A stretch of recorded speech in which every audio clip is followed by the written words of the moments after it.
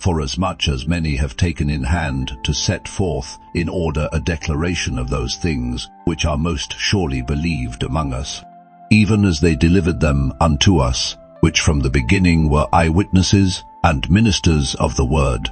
Most excellent Theophilus, many have tried to record these events, but I have followed them accurately from the beginning.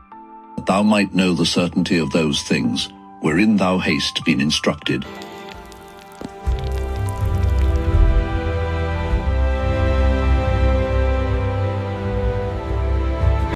There was in the days of Herod, the king of Judea, a priest named Zacharias, and his wife was of the daughters of Aaron, and her name was Elizabeth.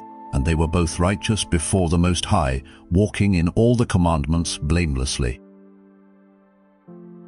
But they had no child, and they both were now well stricken in years. We have walked blameless before the Lord, Elizabeth. His will is our peace. In the days of Herod, the whole multitude of the people stood praying outside at the hour of incense. The lot fell to Zacharias for the first and only time in his life. He stepped beyond the veil to burn incense before the Most High. The air was heavy with the fragrance of prayers and the weight of centuries. But he was not as alone as he believed.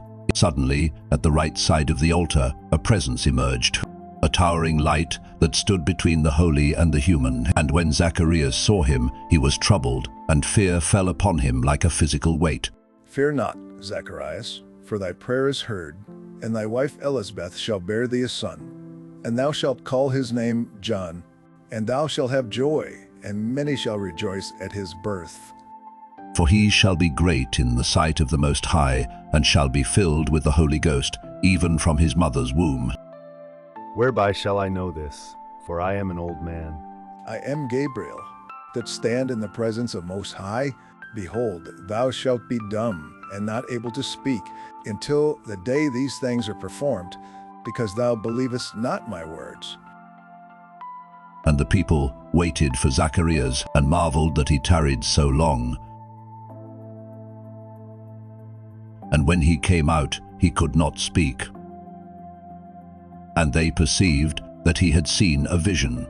He departed to his own house, carrying a secret he could not utter, and a silence that filled every room. He embraced his wife, and in that touch, the years of waiting and the weight of finally fell away. His wife Elizabeth conceived, and hid herself for 5 months, saying, Thus has the Most High dealt with me, to take away my reproach among men.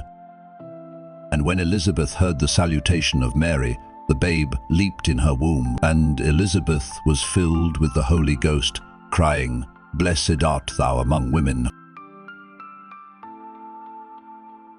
Now Elizabeth's time came, and she brought forth a son. And her neighbors and her cousins heard how the Most High had shewed great mercy, and they rejoiced. They called him Zacharias, after his father.